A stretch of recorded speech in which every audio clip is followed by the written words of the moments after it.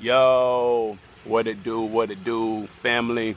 This is your boy Rocker back at you. One take straight talk, addressing issues that need to be addressed. First off, before I start, I want to give a shout out to all of you that came through yesterday and checked my video out, gave positive feedbacks, likes, especially those who shared. I love you for the respect that you've given, and I definitely think that because of the importance of the video, it made it a little bit easier to do. Um, Violence against women is one of those things that won't go away, but it definitely should be one of those things that is addressed as much as possible to try to put awareness out there so people take note and more so take action. Ladies, before I go on to today's topic, I do want to say one thing as a follow-up for yesterday. You have to be responsible for yourself.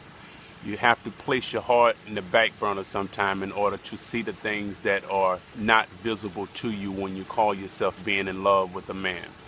Uh, it is the man's fault if he puts his hand on you, but it's also your fault for placing yourself in the position to allow a man to do wrong the second time. The first time may be unexpected, but after that first time, if you don't learn your lesson, sometimes it takes hard bruises in order to walk away. So, without further ado, today's topic will be people who are quick to screw people over for no reason.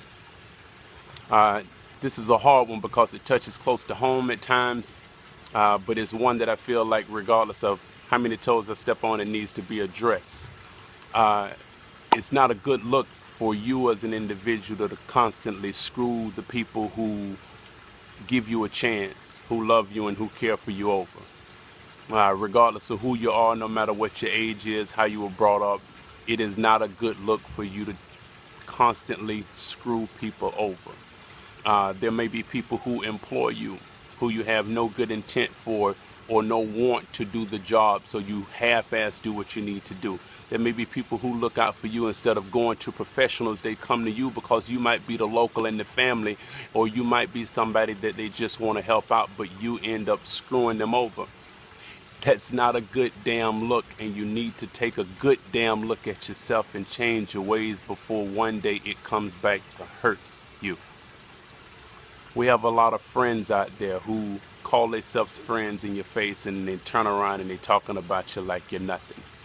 If you don't understand who they are when people bring them to you, then that's your fault.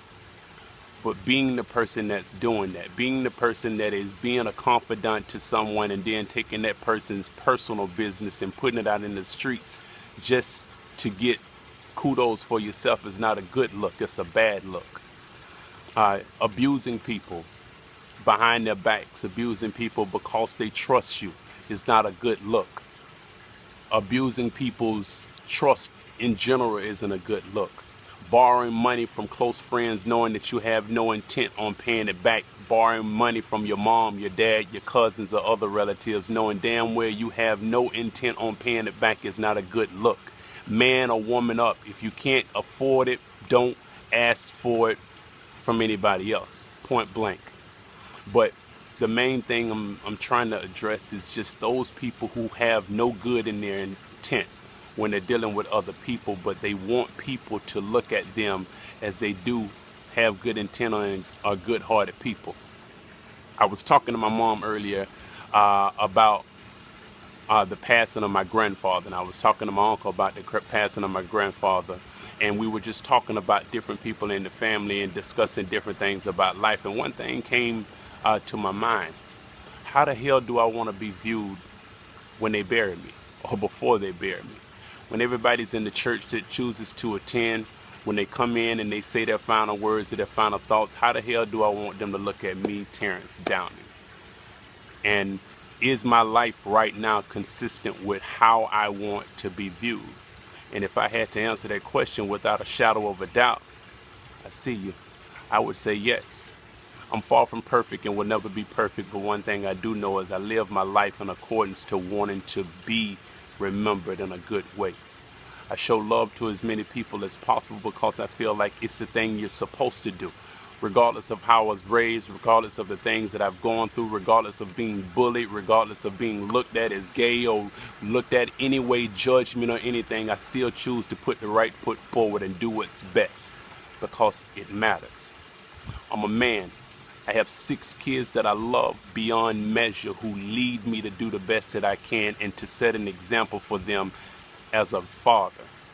I'm a son to a mom that has gone through hell in life, who has raised me and my brother and sister as if she was both parents at times, and I learned what I learned from her. End of the day, it all boils down to your character. I'm not perfect in what I'm trying to do, and I'm not perfect with this video, and I really don't give a damn as long as you understand what I'm saying. Don't live your life being the person that screws people over, because in the end, when it's your time to be put 6 feet under, no one should have to stand in the church and lie about who you were as a person. Nobody should put rest in peace to his good man or good woman on a shirt if that wasn't you. If you don't fit the description, then you shouldn't be given the classification. Be the person that you want people to remember you are.